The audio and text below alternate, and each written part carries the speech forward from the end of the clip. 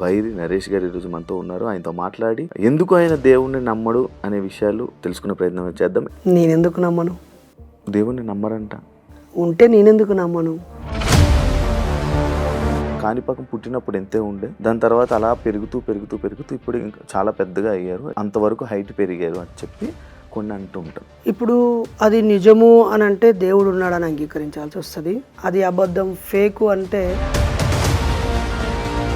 ఇలా జరిగింది, నేను ఎక్కడికి వెళ్తే మంచి జరిగింది అని చెప్తూ ఉంటారు, నమ్మొచ్చు అని చెప్తారు, చూసా అని చెప్తారు. నేను దేవుని గట్టిగా మొక్కుకున్నాను, మేము తల్లిదండ్రులం కావాలని, దేవుడి దయ వల్లే నాకు నా భార్య కడుపు అయింది అని మీరు అన్నారనుకో, నీకే పుట్టారు అని నేను అంటాను. లేదు దేవుడికి అని మీరు అంటారా?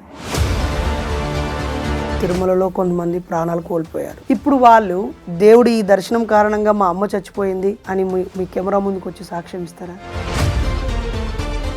నిందంతా దేవుడి మీద వేయకుండా వీటన్నిటికీ ఆ లీడర్కి ముందు ఇంకొక లీడర్ వాళ్ళని ప్రశ్నిస్తే బాగుంటది కదా. అంతా దేవుడే చూసుకుంటాడు అనేటువంటి భ్రమలో ఉన్నారో, లేకపోతే దేవుడు ఆ క్షణంలో సత్యసేవ సావని అని నిర్లక్ష్యంగా ఉన్నాడో, లేకపోతే పోలీస్ అధికారులు కొంతమంది సావాలని ఎక్కువ మందిని వదిలేశారో.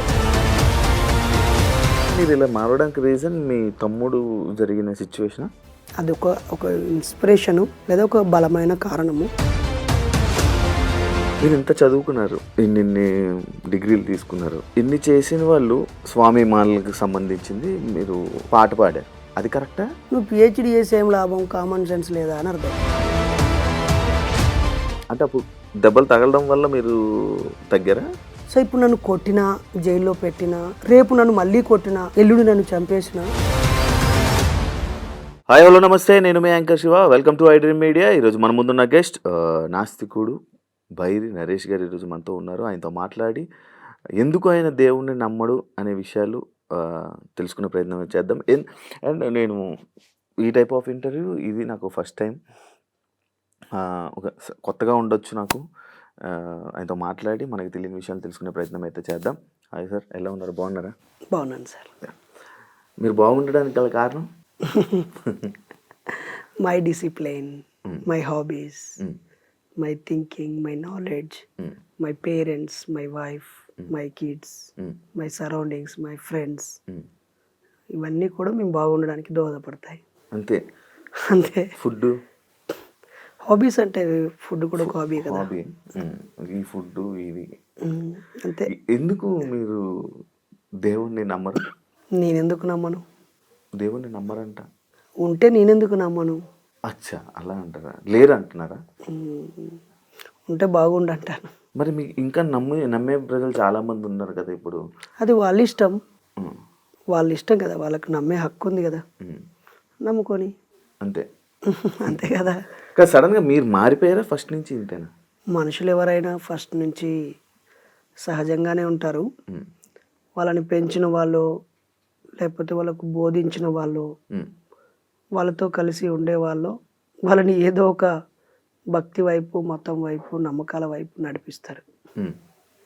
నేను అలా, నా చుట్టూ అలాంటి పరిస్థితులే ఉండేవి, కానీ నేను నడవలేదు.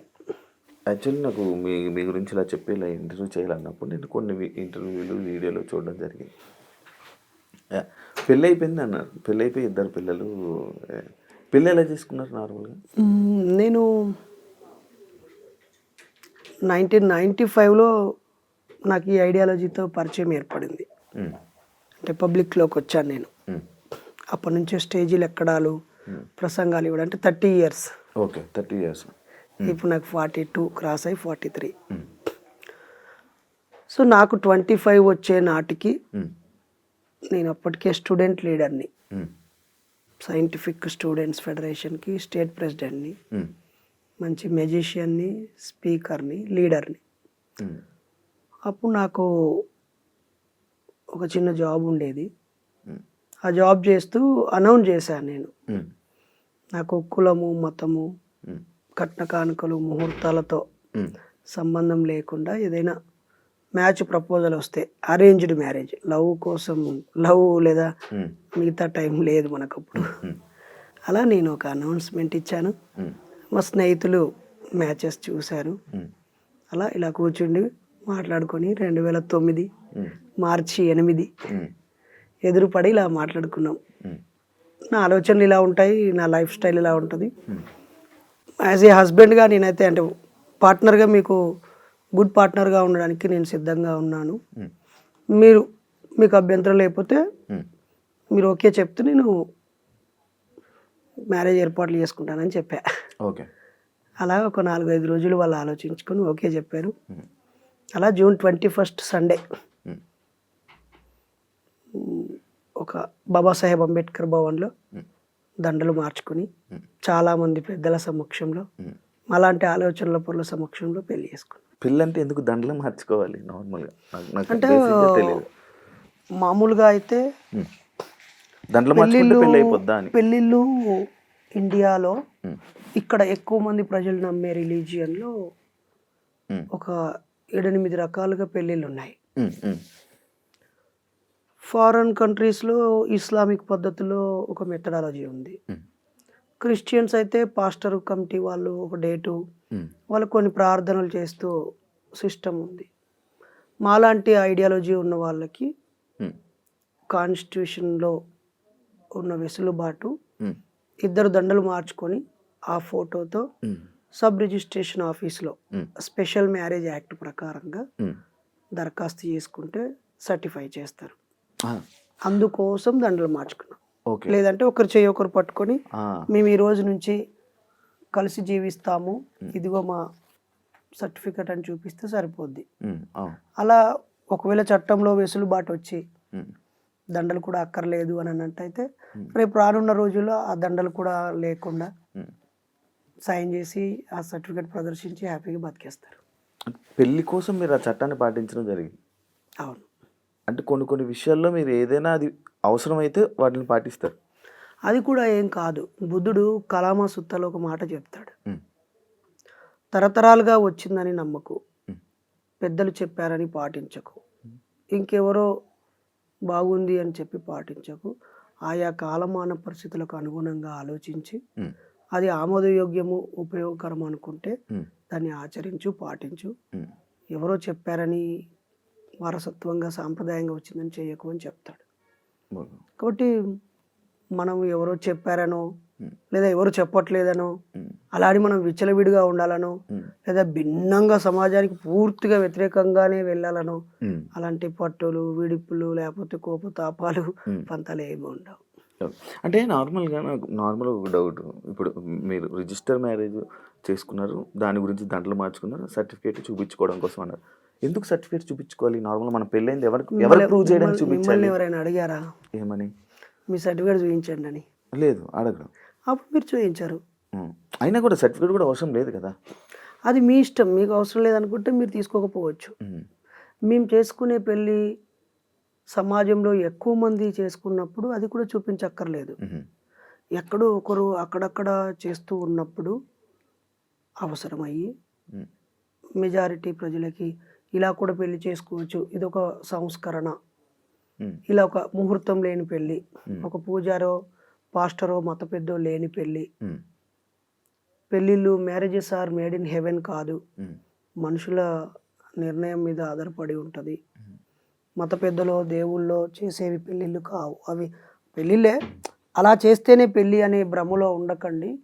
ఇలా కూడా ఇద్దరు మనుషులు ఒకరినొకరు కలిసి మేము జీవిస్తామని ప్రకటించుకొని చెప్పడం కూడా పెళ్ళి అని చెప్పడం కోసం, చూపించడం కోసం చేసుకున్నాం. రేపు లీగల్గా కూడా మేమిద్దరం స్పెషల్ మ్యారేజ్ కాబట్టి అవసరమని భావించాము, తీసుకున్నాం. దీని గురించి ఓకే, మంచి క్లారిటీలో మంచిగా చేసుకున్నారు. రైట్. దేవుడి గురించి అదే లైక్ ఇప్పుడు దేవుడి గురించి మీరు ఎక్కువ నాస్తికుడు కాబట్టి దేవుడిని ఎందుకు మిగతా వాళ్ళందరూ దేవుడిని నమ్ముతూ ఉంటారు అండ్ దేవుడు అక్కడక్కడ పెరుగుతూ ఉంటారు సైజులు కొద్దీ. ఇప్పుడు ఎగ్జాంపుల్ తీసుకుంటాను, కాణిపాకం గణేష్ విడతలుగా కొన్ని సంవత్సరాలకి కాణిపాకం పుట్టినప్పుడు ఎంతే ఉండే, దాని తర్వాత అలా పెరుగుతూ ఇప్పుడు ఇంకా చాలా పెద్దగా అయ్యారు. ఎన్నో 4 అడుగుల 73 ఇంచులు ఎన్నో అలా అంతవరకు హైట్ పెరిగారు అని చెప్పి కొన్ని అంటూ ఉంటారు. ఆ గుడిలో కూడా దాని ప్రూఫ్ కూడా పెట్టడం జరిగింది, విగ్రహం దానికి చేసిన ఫ్రేమింగ్స్ ప్రూఫ్. అది అబద్ధమా? అది తప్ప? ఇప్పుడు అది నిజము అని అంటే దేవుడు ఉన్నాడని అంగీకరించాల్సి వస్తుంది. అది అబద్ధం ఫేకు అంటే దాన్ని నమ్మేవాళ్ళు నువ్వెవడరా ఫేకు అనడానికి వస్తుందా? ఆ పెంట నాకెందుకు? ఉమ్, ఉన్నాడు పెరిగాడు అని నీకు నమ్మబుద్ధి అయితే నువ్వు నమ్ము, ఉమ్, గుండు కొట్టించుకోబుద్ధి అయితే కొట్టించుకో, ఉమ్, పొర్లు దుండలు పెట్టబుద్ధి అయితే పెట్టు. ఉమ్, ఇది ఎలా పెరిగింది అని ఆలోచిస్తే ఆలోచించు, ఉమ్, ఆన్సర్ దొరికితే సంతోషించు, ఉమ్, దొరకకపోతే అలా గుడ్డిగా నమ్మితే నమ్ము. ఉమ్, నాకైతే అక్కడ ఆ దేవుడు సైజు పెరగడం వల్ల ఉమ్, ఈ సమాజానికి ఏదైనా మేలు జరిగిందంటే నేను అభినందిస్తాను. ఉమ్, కాణిపాక వరసిద్ధి వినాయక విగ్రహం సహజ సిద్ధమయ్యి నిజంగానే రోజు రోజుకి ఆ దేవుడు పెరుగుతున్నాడు అని అంటే ఉమ్, ఆ చుట్టుపక్కల పేదరికం తగ్గుతూ ఉండాలి, ఉమ్, ఆరోగ్యం పెరుగుతూ ఉండాలి, ఆయు ప్రమాణం పెరుగుతూ ఉండాలి, ఉమ్, నేర ప్రవృత్తి తగ్గుతూ ఉండాలి. ఉమ్, అక్కడి ప్రజలు చాలా ఆనందంగా ఉంటే నేను ఆ దేవుడికి 100 సార్లు థ్యాంక్స్ చెప్తాను. ఎందుకంటే అక్కడ వెలిశాడు, క్రమక్రమంగా పెరుగుతూ మీరు అన్నన్ని ఫీట్లు, అన్ని ఇంచులు, అంత దొడ్డు, అంత పొడుగు, అంత ఎత్తు పెరిగాడు. ఆ ప్రాంతం ప్రజలకి చాలా మేలు చేశాడంటే I'm very happy to thanks to God. అంటే దేవుడు ఉన్నాడు, దేవుడు ఉండాలి, దేవుడు ఉండాలని నమ్మాలి అంటే ఈ ప్రపంచంలో కానీ ఇక్కడ కానీ మొత్తం తప్పులు జరగకూడదు, పేదరికం ఉండకూడదు, ఇవన్నీ అంటే ఉండాలి. ఇప్పుడు మనిషి ఉన్నాడు, ఉమ్, మనిషి చుట్టూ సమస్యలు ఉన్నాయి, బాధలు కష్టాలు ఉన్నాయి. ఉంటాయి. మనం ఒక ముఖ్యమంత్రినో లేకపోతే ఒక ఎమ్మెల్యేను మనం ఎన్నుకుంటున్నామంటే ఎందుకు? ఉమ్, మనకు ఒక నాయకుడు ఉండాలి, మనందరి బాగోగులు చూడాలి. ఉమ్, ఒక పోలీసుకి ఒక సిస్టమ్ పెట్టుకొని, సెలక్షన్ పెట్టుకొని, శారీరక పరీక్ష, మానసిక పరీక్ష, రాత పరీక్ష పెట్టి ఉమ్, ఎందుకు పెట్టుకుంటున్నాం?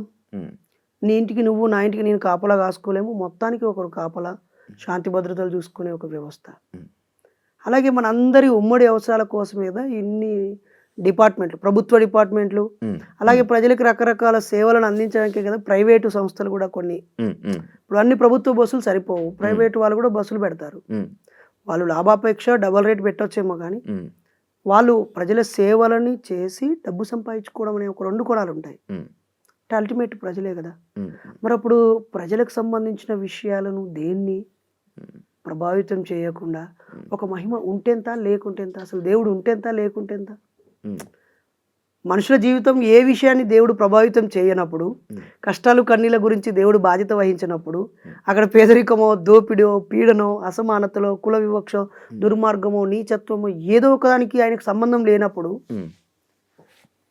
అసలు ఏం ప్రయోజనం? ఉంటే ఎంత లేకుంటే ఎంత? మనం ఎందుకు డిస్కస్ చేయాలా? అంటే ఇప్పుడు జరిగే వాళ్ళు, కొన్ని మంచి జరిగే వాళ్ళు ఉన్నారు, మంచి జరిగిన వాళ్ళు వచ్చి చెప్తారు కదా, ఇలా జరిగింది, నేను ఎక్కడికి వెళ్తే మంచి జరిగింది అని చెప్తూ ఉంటారు, ఆ, నమ్మొచ్చు అని చెప్తారు, ఆ. చూసా అని చెప్తారు. మరి ఆ వాటిని ఒకటి వాళ్ళని ఏమనాలంటే వాళ్ళు బలంగా నమ్ముతున్నారని గౌరవించాలి, వాళ్ళు అలా భ్రమపడ్డారని గౌరవించాలి, వాళ్ళు దాన్ని పరీక్షించిరా, నిరూపించిరా లేదా అనేది ఆలోచించాలి. ఇప్పుడు ఉదాహరణకి మీరే, శివ నేను దేవుని గట్టిగా మొక్కుకున్నాను, మేము తల్లిదండ్రులం కావాలని, దేవుడి దయ వల్లే నాకు నా భార్య కడుపు అయింది అని మీరు అన్నారనుకో, సంతోషం, నీకు అదో నమ్మకం, అదొక ధైర్యం. మీ ఇద్దరు భార్యాభర్తలు, మీకు ఒక బాబు పుడితే దేవుడి పేరు పెట్టుకోవచ్చు, పాప పుడితే దేవత పేరు వచ్చేలా పెట్టుకోవచ్చు, అది మీ హక్కు. అక్కడ నీకే పుట్టారు అని నేను అంటాను, లేదు దేవుడికి అని మీరు అంటారా? మనకి పుడతారు. దీంట్లో మీ ఇద్దరికి పుట్టడం నిజము, దేవుడి దయ వల్ల పుట్టాడు అనుకోవడం నమ్మకం. అయితే నీ నమ్మకాన్ని వెంటనే ఎగతాళి చేశారే, నీ భార్యతో నువ్వు కాపురం చేసినావా, దేవుడు చేసిండ్రా అని అంటే నీ మనోభావాలు దెబ్బతింటాయి, అనవసరంగా నా మీద బురద చల్లుతారు. కాబట్టి ఇప్పుడు జరిగేవన్నీ ఒకటి సహజ సిద్ధంగా జరగాలి, లేదా చర్య ప్రతిచర్య అలా జరుగుతూ ఉంటాయి. ప్రకృతిలో కొన్నిటికి మనం చర్యను గుర్తించకపోవచ్చు, ప్రతి చర్యే చూడొచ్చు. ఇప్పుడు ఇక్కడ సునామీ వచ్చింది అంటే సునామీయే కనిపిస్తుంది, కానీ ఎక్కడో భూమి లోపల వచ్చిన భూకంపం ఫలితంగా ఇది ప్రతిఫలం, అంతే కదా. మీ ఇద్దరి కాపుర ప్రతిఫలం మీ సంతానం.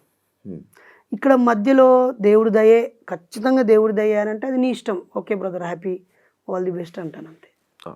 అలా